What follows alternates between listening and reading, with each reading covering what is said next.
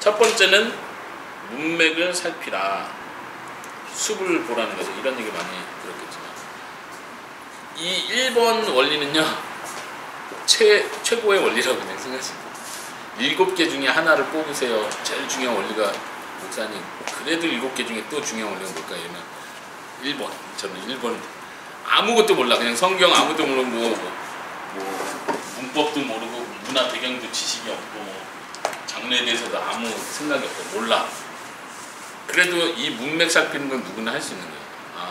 예를 들면 우리가 좋아하는 성경 구절들이 재밌는 거는요. 저도 어릴 때부터 모태신앙 자랐지만 암기한 구절들이 많고 설교에 맨날 반복된 그 본문들이 있어요.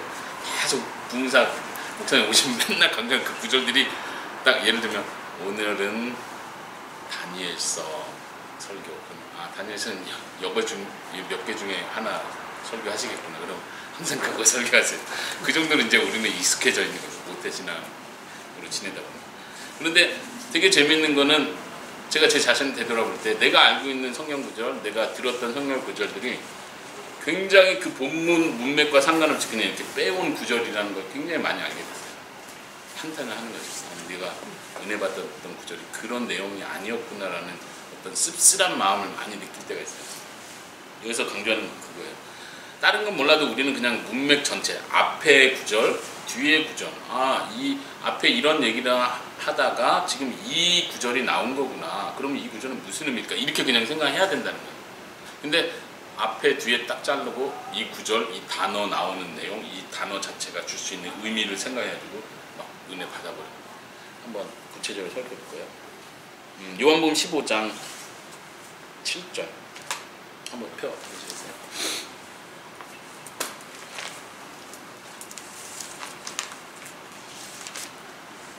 네, 제가 읽어보면 너희가 내 안에 거하고 내 말이 너희 안에 거하면 무엇이든지 원하는 대로 구하라. 그리하면 이루리라. 무슨 뜻이죠? 이제 문맥하고 상관없이 잘못된 케이스를 제가 꺼낸 거기 때문에 여기서 지금 하고자 하는 말은 무엇이든지 원하는 대로 구하면 무조건 이루어진다는 뜻이구나 라고 생각하면 안 된다는 얘기를 하는 거예요. 전혀 앞뒤 문맥과 상관없이 지금 그거를 가져와서 기도 응답 원하는 대로 무조건 구하면 그대로 이루어진다. 거기다 이제 다른 구절 가져와가지고 믿는 대로 된다 이렇게 갖다 놓으면 이제 전천후가 돼버린 거예요. 믿은 대로 원하는 건 무엇이든지 그럼 반드시 된다. 반드시 될 줄로 믿고 구하면 반드시 된다. 이렇게 하면 이제 천하무적이 되는 거예요. 천하무적. 못할 게 없는 거예요. 이제 이런 패턴이 케네스 해긴 아까 말한 그런 사람들이 주장하는 기본적인 거죠. 요한복음 15장에서는 앞뒤 문맥이 어떤 문맥입니까? 예수님께서 참 포도나무가 참 포도나무 비유를 하시는 거죠. 제자들에게 너희는 가지고 내가 포도나무다. 그러니까 내 안에 거해라 이 이야기를 하는 거죠. 그리고 그러면은 이 참 포도나무 비유와 연관해가지고 무엇이든지 원하는 대로 구하라 그러면 이루리라. 이건 어떤 의미로 우리가 이해할 수 있을까요? 그냥 단순히 원하는 대로 기도하고 반드시 이루어진다 이렇게 단순하게 해석하지 않는다면 문맥에서 좀 더 앞뒤를 한번 보시고요. 지금 어떤 의미로 해석하는 게 좋을까요?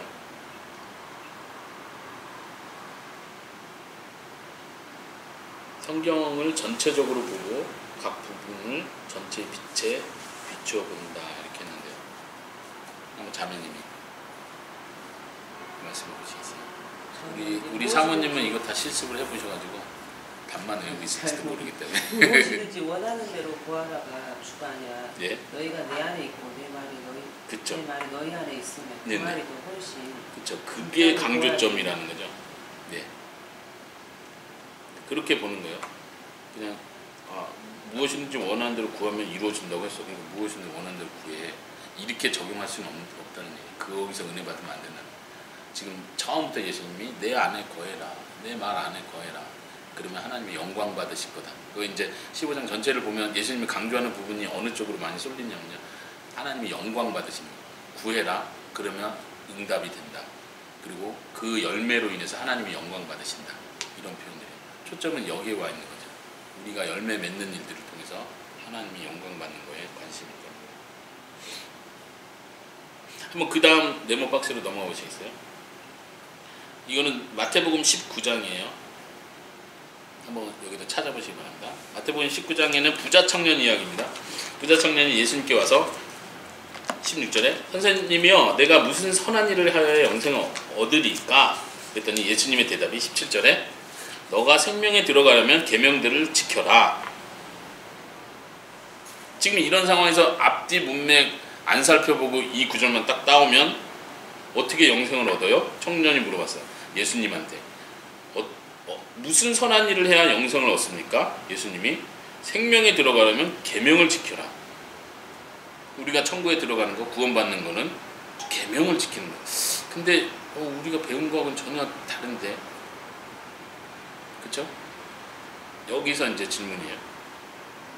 예수님의 말씀은 무슨 의미일까요? 차라리 우리가 알고 있는 것처럼 생명에 들어가려면 나를 믿어라.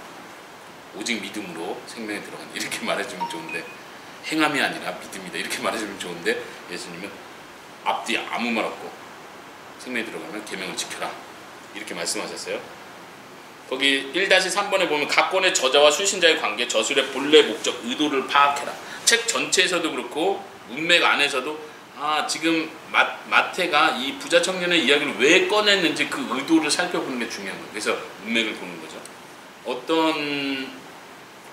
어떻게 해석하는 게 자연스러울 것 같습니다. 올바를 것 같습니까? 저는요?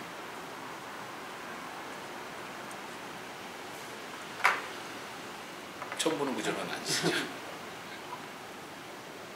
저는 여기에서는 정확하게 그 부자 청년이 네.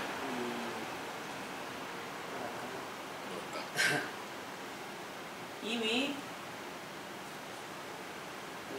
그 부자 청년한테 이제 계명을 지켜라는 말씀은 계명을 지켜라. 가장 제가 생각할 때는 예수님께서 계명이라고 했을 때 우리가 10계명을 2개로 축약했을 때 하나님을 사랑하고 내 이웃을 사랑하니까 사랑의 마음을 강조하고 싶어가지고 그렇게 했는데 이 부자 청년은 그냥 예를 들면 뭐 가늠하지 말라, 도둑질하지 마라 이미 그런 거는 다 지키고 있었다. 다 지켰다고 말하죠. 그런 것에 대해서 말하니까 그런 것에 대해서 예수님께서 그 정말 마음으로 하나님을 사랑하는 그 마음, 그것이 그리고 실제적으로 그 마음의 표현이 이 청년한테는 이제 물질을 나누어 준 것이 안 되니까 그 부분을 지적하기 위해서. 그렇죠. 지금 좀 문맥이 흐르는 대로 지금 잘 표현하셨어요. 그때 결국 청년은 말은 다 지켰다고 했지만 사실은 물질에 대한 욕심 때문에 사실 이웃사랑을 진정으로 실천하지 못했다는 걸 보여주죠. 그러면서 예수님의 말씀이 24절에 부자가 하늘나라에 들어가는 것은 낙타가 바늘 구멍에 들어가는 것보다 더 어렵다. 지금 이게 문맥의 흐름이에요. 근데 질문은 뭐냐면 그럼 예수님이 거짓말한 건가요? 생명에 들어가려면 계명을 지켜라. 이 말은 그럼 거짓말이었던 건가요? 그쵸?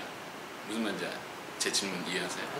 질문 자체, 그 질문 이해가 안 가요. 생명에 들어가는 계명을 지키라는 말이 예수님께서 거짓말을 하신 것이냐? 다시 말하면 예수님이 차라리 너 진짜로 이웃을 사랑했냐? 이렇게 물어보면 진짜로 이웃을 사랑하는 게 기본적으로 필요하다. 이렇게 말한 게 아니고 생명을 들어가려면 계명을 지켜. 무슨 계명이요? 10계명 이웃을 사랑하고 도둑질하지 가난하지 다 지켰습니다. 근데 예수님은 한 가지가 더 부족하다. 계명을 지켜야 생명에 들어가는데 계명 지키는 것에서 부족한 게 있다. 그러니까 너는 생명에 못 들어간다. 결국은 사랑을 실천하지 못하면 생명에 못 들어간다. 결론은 이건가요? 제 질문 이해하시죠? 아니 이제 저는 이제 질문은 이제 이해했어요. 질문 이해하셨죠? 네.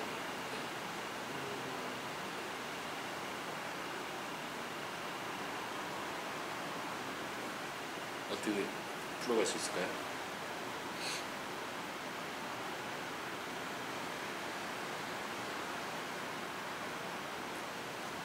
사모님이 대답해 주시겠어요? 여기에서 예수님께서 말씀하시고자 하는 의도가 있는데 그 인맥의 전체적으로 흐름을 볼 때 부자 청년이 이제 그 자기의 의를 드러내고 싶어 하지만 하나님 예수님께서는 아시잖아요. 그 인간으로서는 다 계명을 지킬 수 없다는 것을 하나님은 아셨고 예수님은 아시고 그거에 대해서 너는 다 지켰다고 하지만 할 수 없는 존재라는 것을 예수님이 그래서 말씀하시고 마지막에 그 부자라는 이유로 그 돈을 많이 가지고 있는데 그걸 베풀지 않는 그걸 하나를 지적을 하신 거잖아요. 그래서 네, 뭘 말하는 거예요? 뭘 말하는 거예요? 질문을 잃어버리셨습니까? 그 예수님이 생명에 들어가려면 계명을 지키라 이렇게 말씀하신 이유는 뭐예요? 왜 처음부터? 그러니까 너는 사랑이 완전하게 실천을 못했으니까 너는 생명에 못 들어간다 이 얘기를 하시려고 하는 건가요? 이렇게 해석할 것 같으면 이렇게 해석이 된다면 우리한테도 큰 문제가 생기는 거예요. 우리도 사랑을 완벽하게 실천 못하고 있는데 똑같이 우리에게도 똑같은 말씀이 주어진다면 우리도 당연히 생명에 못 들어가는 거죠. 영생에 못 들어가는 거죠. 그러면 그게 예수님의 본래 의도는 아니었다는 거예요. 어디까지 봐야 될까요? 문맥을. 그래서 문맥을 봐야 된다는 건데 더 뒤에까지 한번 쭉 읽어보세요. 아까 자매님이 해석하고 읽어내신 부분 그 뒤로까지 한번 읽어보세요. 26절에서 네, 26절. 예수님께서 그들을 보시고 이르시되 사람으로는 할 수 없으나 하나님으로서는 다 하실 수 있느니라. 이 말씀이 예수님께서 강조하고 싶으셨던 말씀이죠. 네. 내가 계명을 다 지켰다고 하느냐? 내가 생명에 들어가려면 계명들을 지키라 했는데 이 사람은 다 지켰다고 했잖아요. 근데 너가 지켰다고 하느냐? 할 수 없다는 것을 지적이 너가 베풀지 못하는 거 그거를 지적을 하시고 주님이 말씀하시면서 사람으로는 할 수 없다. 하나님으로는 할 수 없다. 그러니까 이게 영생을 너가 취할 수 있는 게 아니다. 하나님이 주셔야만이 구원을 받을 수 있는 거다. 이거를 강조하시는 거예요. 이해되세요, 자매님? 아니, 사모님 말씀 이해가 되고 남는 의문을 한번 여쭤보세요. 저한테. 사모님 말씀이 이해가 되는데 네. 정말 목사님이 질문하신 것처럼 예수님께서 네, 그 어떤 의도로 이 말씀을 하셨는지는 아직 제가 그래서 그렇구나. 네. 그래서 이제 특히 이런 부분은 굉장히 역설적으로 가는 거예요. 예수님께서 의도적으로 역설하시는 거예요. 너가 할 수 있다고. 이제 예를 들면 이제 요한복음에 보면 제자들이 예수님이 잡히시기 마지막 계속 성령님이 오실 거고 세상에서 너희가 환난당하냐 담대하라 이런 얘기 하실 때 예수님께서 내가 앞으로 어떻게 될 일들 다 얘기하고 나니까 제자들이 예수님 이제는 우리가 예수님 말씀을 이해합니다. 믿습니다. 이렇게 말해요. 그러니까 예수님께서 너희가 믿느냐? 그리고 너희가 나를 떠날 것이다. 이렇게 말해요. 그러니까 이런 것도 역설이죠.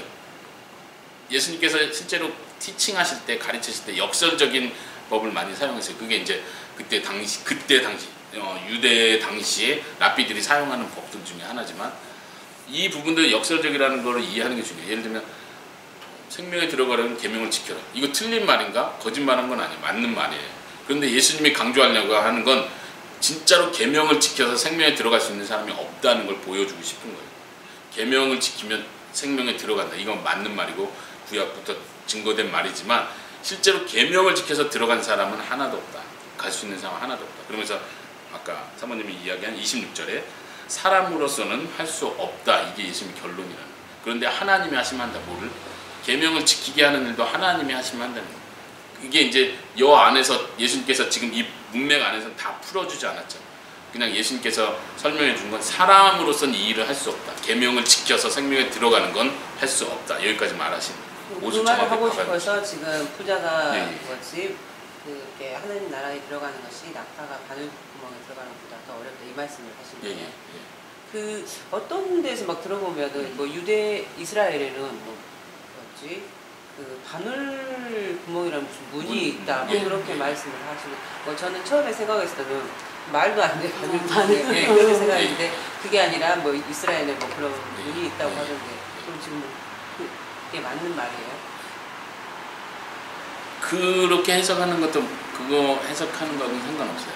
그것도 맞는 말이고 그렇게 해석하는 것도 자연스럽고 그게 아마 우리가 생각하는 그 바늘 구멍하고 보다는 그 이야기가 더 실질적으로 그 당시 우리가 문화 배경을 따질 때 그게 더 합당한 해석이라고 보고요. 그런데 지금 예수님께서 말씀하시는 거는 부자도 천국에 들어갈 수는 있어요. 그런데 문제는 뭐냐면은 부자고 사랑을 많이 실천하고 이런 방법으로 천국에 들어가지 못한다는 걸 말해주는 거죠. 부자가 천국에 들어가는 건 이 사람이 자기 모든 걸 내려놨기 때문에 들어갈 수 있는 게 아니라 하나님이 들어갈 수 있도록 해주시니까 들어갈 수 있는 사람도 있다는 걸 여유를 남겨두시는 거죠. 더 중요한 건 이제 제자들이 그 말을 듣고 놀라잖아요. 25절에. 그럼 누가 구원을 받을 수 있습니까? 다시 영생의 문제, 구원의 문제로 다시 돌아온 거예요. 그러면서 그러니까 26절에 우리가 이제 자라오면서 설교를 많이 들어온 게 뭐냐면 이게 부자가 천국 가기가 힘들다라는 것을 막 이제 말씀을 하시면서 이 말씀을 들으시죠. 낙타가 바늘기로 들어가는 것보다 부자가 하나님 나라에 들어가는 것보다 쉽다고. 그러면서 이제 그 유대적인 아까 우리 자매님이 말씀하셨던 그 배경을 그 낙타가 지나가는 그 바늘길 우리는 문자 그대로 해석하면은 그 바늘 그 구멍을 생각하고 어떻게 박다가 그 바늘 구멍으로 들어가 있을 수 없지 그렇게 생각을 하는데 그 시대적 상황에서는 바늘기라는 아까 말씀하신 그게 있거든요. 그래서 그렇게 이제 설명을 하면서 부자에 대한 그렇게 설교를 많이 하시더라고요 목사님들이. 그래서 저도 이제 그런 은혜를 받고 그래서 한편으로 그러니까 잘못된 설교는 뭐냐면 거기서 잘못된 설교는 부자가 천국에 들어가기 힘드니까 부자가 천국에 들어가려면 가라는 걸 다 내주고 이렇게 하면 그래도 부자 중에 천국에 들어갈 수 있다. 이렇게 설교하고 끝내버리면 안 된다는 거예요. 그러니까 근데 그때 강조를 목사님들이 이러한 거를 많이 했었던 것 같아요. 제가 어렸을 때 저 설교를 들으면서 그럼 부자가 되면 안 되는 건가? 그런 생각도 했던 그렇죠. 경험이 있거든요. 그런데 이제 말씀을 신학을 하면서 여기에 인간은 한 말씀의 포인트를 잡고 거기를 설교를 하게 되면은 이상한 관점에서 설교가 나온다는 거죠. 그래서 이제 교훈 설교를 막 하면서 이게 부자들은 그래서 나눠줘야 된다. 그런 식으로 뭐 교훈을 막 하는데 하나님이 예수님께서 강조하는 게 여기 부분이 아니거든요. 여기 뒤에거든요. 사람으로 할 수 없으나 하나님으로는 하실 수 있다. 이거를 강조하기 위해서 하나님께서 예수님께서 계속 이렇게 문제를 풀어 나가는데 우리는 엉뚱한 구절에서 은혜를 받으면서 거기서 교훈을 가져온다는 거예요. 그러니까 말씀을 큐티가 그런 오류를 많이 범하는 거예요. 저도 그 큐티를 몇십 년 하다가 그걸 발견하기 시작한 거예요. 그래서 큐티가 우리 목사님이 결혼해서 당신 큐티 좀 위험한데 그거를 그렇게 하나 그러더라고요. 그러니까 나는 거기를 은혜를 많이 받았고 그러니까 이제 자매님이 막 이해가 되는 게 그럼 나는 그동안 이렇게 하고 하나님 막 가까웠고 막 말씀을 많이 받았고 막 그랬는데 그러면 나는 어떻게 받으라는 거야? 막 그런 두려움이 있었거든요.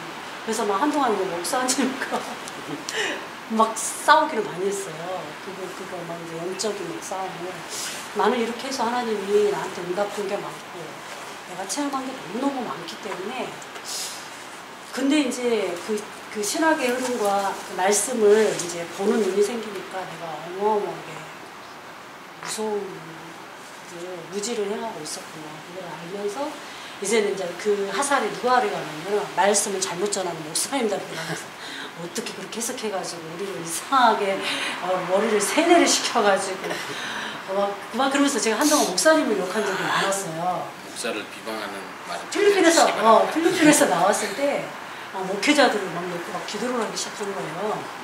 그러니까 이렇게 말씀 잘못 전하면 안 된다까지. 지금 다시 돌아와서요. 문맥을 살피는 게 중요한 이유가 그냥 아까 말한 것처럼 16절 17절만 딱 가져와서 예를 들면 이단이 우리가 선행에 들어가려면 계명을 지켜야 됩니다. 계명이 뭡니까? 십계명, 율법, 구약. 그러니까 유월절도 지키고 제사법도 지키고 뭐 이렇게 나가면 이 구절을 근거로 가져오면 그냥 뻥 찌는 거예요. 그런가? 예수님이 말했네. 이렇게 가버리면 안 된다는 거예요. 문맥을 살펴보면 예수님의 의도가 있고 역설적으로 표현하는 것이 있고 예수님이 진짜로 강조하려는 부분이 뒤에 나오기도 하고 그런 면을 살펴야 된다는 거죠. 아까 1-3에서 저술의 본래 목적 의도를 파악하라 그랬고요. 1-4번에서는요. 성경 전체의 개념들 흐름을 파악해라. 그래서 이제 성경을 보는 눈을 갖는다는 게 그런 의미죠. 성경 어떤 흐르는 중요한 통일성으로 표현하죠. 그리고 일관성 이렇게 표현하죠. 성경이 66권이 다 다른 저자들이 쓰고 다른 시대에 큰 갭이 주어진 상태로 각자의 상황에서 썼지만 하나님이 쓰셨다는 증거는 이것이 통일성을 이루고 일관성을 전혀 놓치지 않고 구원의 방법이 구약에는 이런 구원의 방법, 신약에는 또 바뀌어서 이런 방법 이렇게 바뀌지 않는다는 일관성이 있다는 거죠. 그런 면에서 성경 전체의 흐름 안에서 그런 전체의 빛 안에서 부분들을 이해하는 게 중요합니다. 1-5번이요. 단어의 평이한 뜻, 일반적인 의미를 택하여 본문의 자연스러운 뜻을 찾는다. 이것도 굉장히 중요해요. 1-5번이요. 평이한 뜻에서 자연스러운 뜻을 찾아내는 게 굉장히 중요해요. 이단들을 잘 보면 예를 들면 하나님의 교회 특히 비유풀이를 잘하는 하나님의 교회는 평이한 뜻으로 안 가고 자기네 의미 부여를 딱 해버려요. 그리고 이게 성경 어느 구절에서 이 단어가 이렇게도 쓰였으니까 이 본문에서 이 단어는 이거다 이렇게 가져오는 거죠.